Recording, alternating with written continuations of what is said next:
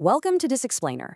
Today, we're diving into something truly mind-bending, a profound, multidisciplinary exploration of Gabriel García Márquez's absolute masterpiece, 100 Years of Solitude. But look, we aren't just treating this as a work of fiction today. Instead, we're going to crack it open and examine the deep, psychological, emotional, and historical truths hiding right there in plain sight on its pages. And to do that, we're using an incredible thought experiment that brings together some of the greatest minds in psychology and history. Before we get too deep, I need to set the stage. We're drawing our insights today from a really fascinating premise. For the full imaginary conversation, please visit imaginarytalks.com/100 Years of Solitude Explained.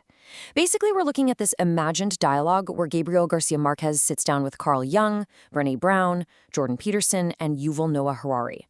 Together, they unpack the timeless patterns of human behavior that are completely baked into his novel. Okay, let's dive into this. We're taking a micro to macro journey today. We'll start with repeating the past, then look at the meaning of solitude, magic as emotional truth, Macondo and human history, and finally, breaking the cycle. Section 1, Repeating the Past, Unconscious Patterns. So if you've read the book, you already know the Buendía family recycles the exact same names, generation after generation. Honestly, you almost need a giant family tree just to keep all the Aurelianos straight. But here's the thing, this isn't just a clever literary trick. It actually holds up a mirror to our own family's unconscious habits. This brings up a brilliant insight from Carl Jung in our imaginary conversation. Jung notes that, sure, families know they're passing down wealth, or maybe holiday traditions, or even their eye color, but they are completely blind to the fact that they're passing down unconscious patterns. You might swear up and down you'll never become like your parents, right? But then, decades later, you catch yourself making the exact same decisions. As Jung points out, we often believe we're choosing freely, when in reality, we're just living inside a story that was written long before we were even born. And this brilliantly illustrates Brené Brown's perspective on the matter. Families don't just pass along wisdom, they pass along silence. They pass down forbidden topics. In the novel, it's so easy to just assume the Buendía family is suffering from some sort of supernatural curse. But the real curse isn't magic at all. It's actually the heavy burden of unspoken rules and unhealed pain. When families flat out refuse to talk about a trauma, that silence doesn't somehow erase the pain, it just gives it a different language for the next generation to inherit. Section 2, The Meaning of Solitude, Failing to Relate. Before we look at this next concept, ask yourself, what does being alone truly mean to you? Because through the lens of this novel, we kind of have to completely redefine the concept. See, in the context of Macondo, solitude is absolutely not about physical isolation. Rather, it's the failure of genuine relationship. It's the intense fear of being fully seen, even when you're completely surrounded by other people. The characters in this story are constantly surrounded by family members, lovers, and literal armies, yet they remain entirely unreachable. They desperately want love, for sure, but they fiercely protect the vulnerable parts of themselves that love actually needs to reach. So how do these characters hide? Well, they retreat. They hide in intellectual obsession, or they dive into endless political wars, or they obsess over repetitive, solitary tasks like crafting little goldfishes all day. Sometimes it's just wounded pride and a flat refusal to connect. Thinkers like Jordan Peterson and Yuval Noah Harari in our source material view this extreme ambition and endless war as shields. They give a character like Colonel Aureliano Buendía a false sense of identity. I mean, the guy fights 32 wars, becoming this massive public legend, but his private, authentic self completely disappears. The conflict actually protects him from true intimacy and personal grief. Section 3, Magic as Emotion, Emotional Truth. Now, we need to shift our focus a bit to the surreal, magical realism elements of the story, and we're going to introduce them not as mere fantasy, but as raw human reality.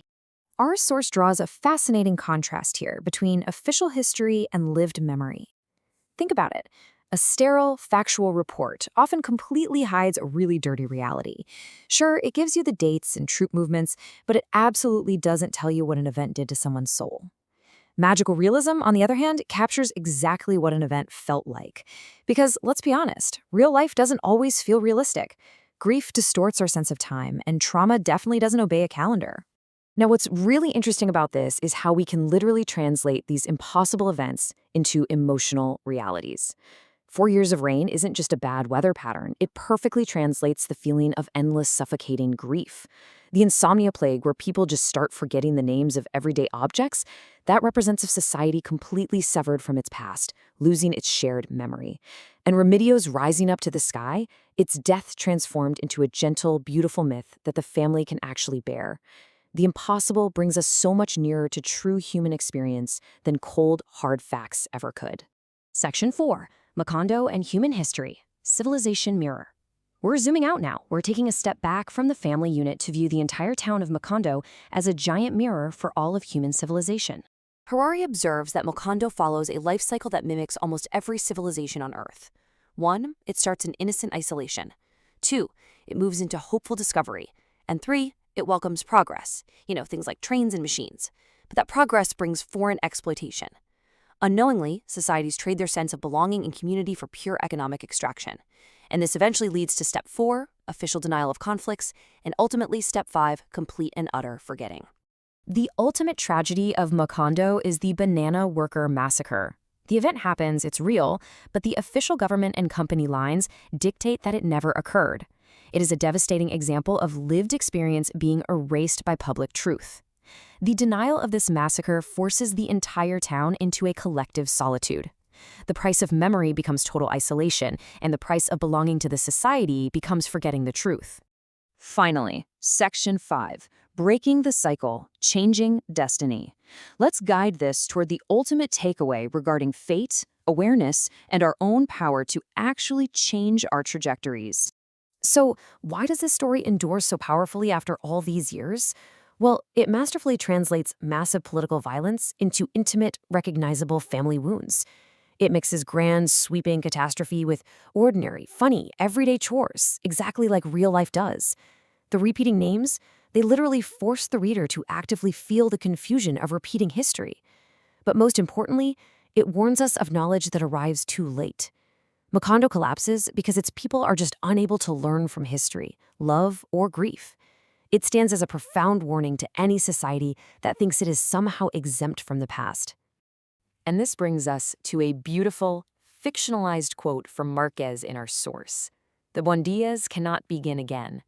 The reader can. In the novel, the final character finally understands his family's history at the exact moment it's wiped out. But there is a profound hope hidden in this tragedy.